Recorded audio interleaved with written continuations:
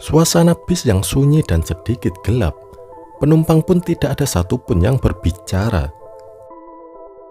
Rani yang menggigil ketakutan, mendadak tubuhnya terasa benar-benar kaku, tidak bisa digerakkan.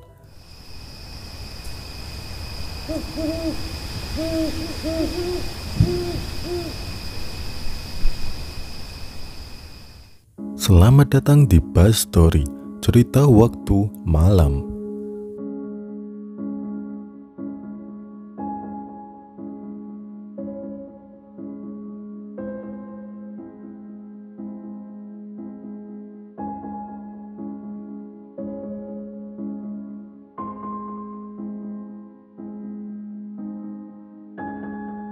Cerita mistis ini datang dari dua mahasiswi yang sedang menimba ilmu di salah satu kota. Kedua mahasiswi ini sebut saja namanya Rani dan Ira. Pada hari itu, tepatnya hari Jumat, menjelang sore, Rani dan Ira baru menyelesaikan ujian akhir semester di kampusnya. Setelah selesai, Rani mengutarakan niatnya kepada Ira bahwa dia ingin berlibur dengan pulang kampung ke rumahnya. Namun, hari itu sudah sore. Ira pun melarang Rani untuk melakukan perjalanan pada malam hari dan sebaiknya pergi pada besok pagi. Rani yang bersikeras ingin pulang kampung tak menggubris perkataan temannya dan tetap membereskan bajunya. Malam itu pukul 9, Rani meminta Ira untuk mengantarkan dirinya menuju terminal bis yang hanya berjarak sekitar 15 menit dari kosan. Saat mereka tiba, suasana di terminal cukup sunyi, yang terlihat hanya beberapa orang saja. Rina dan Ira memutuskan untuk menunggu bis di depan terminal saja, supaya tidak terlalu sepi. Cerita mistis pun dimulai saat bis itu datang. Rina pun berpamitan kepada Ira dan berterima kasih karena sudah mengantarkannya ke terminal. Ira dengan jelas melihat Rani masuk menaiki bis itu dan duduk di kursi bagian belakang. Padahal kursi di depan masih banyak yang kosong. Ira sedikit heran dengan kondisi bis yang dinaiki Rani, karena lampunya redup, sedikit gelap. Sopirnya pun terlihat diam saja menatap lurus ke depan. Bahkan, bis itu terlihat tidak memiliki kondektur. Namun, Ira tidak terlalu serius memikirkannya. Dia pun melambaikan tangan kepada Rani saat bis itu melaju. Tapi Rani tidak melihatnya. Diperkirakan Rani akan sampai ke kampung halamannya sekitar 2 jam kemudian. Ira lantas kembali pulang ke kosan dengan menaiki motornya. Tiba-tiba Ira merasakan merinding yang tidak biasa di sekujur tubuhnya. Tapi Ira berpikir mungkin karena jaket yang digunakan malam itu terlalu tipis, makanya dia kedinginan. Sesampainya di kosan, Ira yang sudah mengantuk pun berbaring di atas kasur. Tapi sebelumnya, dia mengecek HP untuk menanyakan kabar Rani. Tapi Rani tidak membalas. Setelah menunggu lama, Ira pun akhirnya tertidur pulas. Tepat pukul 00 tengah malam, Ira yang sedang tertidur dikagetkan dengan suara ketukan pintu yang begitu keras. Ira yang merasa kesal karena tidurnya terganggu, berjalan sempoyongan menuju pintu dan melihat ke arah jendela.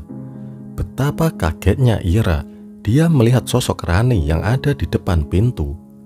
Hati Ira bergetar memikirkan bahwa tadi Rani sudah naik bis. Harusnya dia sudah sampai di kampung halamannya. Ira pun membuka pintu dan melihat Rani dengan kondisi wajah pucat dan menangis sejadi-jadinya.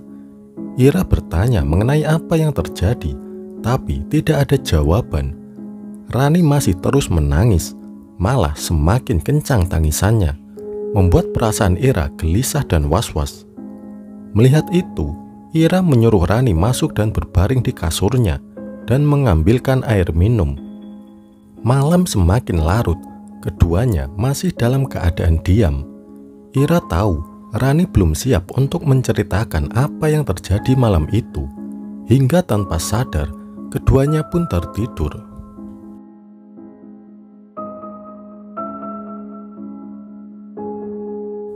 Keesokan harinya saat keduanya sudah bangun, Rani belum juga berbicara apa-apa. Ira pun pergi memasak sarapan untuk mereka berdua. Setelah itu, Rani pun mulai berbicara dan menyuruh Ira untuk berada di dekatnya. Rani mulai bercerita tentang apa yang dialaminya malam kemarin. Rani mengatakan pada saat dia masuk, dia sudah tidak lagi melihat Ira. Padahal menurut Ira, dia jelas-jelas menunggu dan bahkan melambaikan tangan kepadanya saat bus itu berangkat. Rani memilih kursi di belakang karena itu kebiasaannya saat naik bis. Tapi, suasana yang redup membuat Rani tidak dapat melihat dengan jelas wajah para penumpang di bis itu. Suasana bis yang sunyi dan sedikit gelap.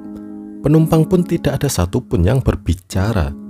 Rani berpikir, mungkin karena sudah malam dan mereka lelah karena perjalanan. Rani pun menunggu kedatangan kondektur agar dia bisa istirahat dengan bebas tanpa diganggu. Namun, kondektur itu pun tidak kunjung datang. Sehingga Rani yang duduk di dekat jendela pun menatap keluar. Dan tidak lama kemudian dia tertidur. Di tengah perjalanan, Rani terbangun. Namun, suasana bis menurutnya tidak lazim, sangat sunyi dan semakin gelap. Rani tidak dapat melihat wajah para penumpang. Mereka malah terlihat seperti bayangan hitam. Rani merasakan rasa dingin merinding menjalar di sekujur tubuhnya. Dia berusaha menenangkan diri dengan melihat ke arah luar. Tapi, jalanan yang biasa dia lihat menuju kampung halamannya terlihat sangat berbeda. Rani tidak kenal dengan jalan itu. Setiap rumah, setiap bangunan yang dia lihat sama sekali berbeda. Keanehan yang dirasakan oleh Rani semakin menjadi saat dia melihat orang-orang di pinggir jalan itu menggunakan pakaian tradisional, dan juga dengan rumahnya seperti rumah pada zaman dahulu. Rani kemudian berdiri untuk memastikan jalan yang dia lalui. Namun, yang dia lihat semakin aneh. Dia seakan tersesat di tempat yang terasing yang tidak pernah dia tahu. Tidak lama kemudian, bis itu berhenti. Para penumpang yang terlihat seperti bayangan hitam itu semuanya turun dari bis. Rani yang menggigil ketakutan, mendadak tubuhnya terasa benar-benar kaku, tidak bisa digerakkan. Nafasnya sesak, dia benar-benar ketakutan. Dia mencoba sebisanya untuk berdoa dengan melantunkan ayat-ayat suci yang dia tahu dari dalam hati. Kemudian, dia mulai bisa kembali menggerakkan tubuhnya. Sebelum bis itu kembali melaju terlalu jauh, Rani memutuskan untuk turun. Rani berlari ke sana kemari menjauhi bus hantu itu. Ternyata, selama lebih dari 2 jam perjalanan tadi, Rani belum pergi dari terminal sama sekali. Apa yang dilihatnya saat itu, terminal itu sudah tidak ada orang dan lebih sepi dari sebelumnya. Rani pun melangkah lebih jauh untuk meminta pertolongan. Sampai akhirnya ada ojek malam yang sedang mangkal tidak jauh dari tempatnya. Dia pun memutuskan untuk naik dan meminta ojek itu mengantarkannya ke kosan. Mendengar kisah mistis itu, Ira pun ikut ketakutan dan merinding. Ternyata Rani semalam menaiki bis hantu, yang bahkan dia tidak pergi kemana-mana dan tetap berada di terminal. Besoknya, Rani pun pulang ke kampung halamannya, tapi tidak lagi menggunakan bis malam, melainkan dijemput langsung oleh keluarganya ke kosan.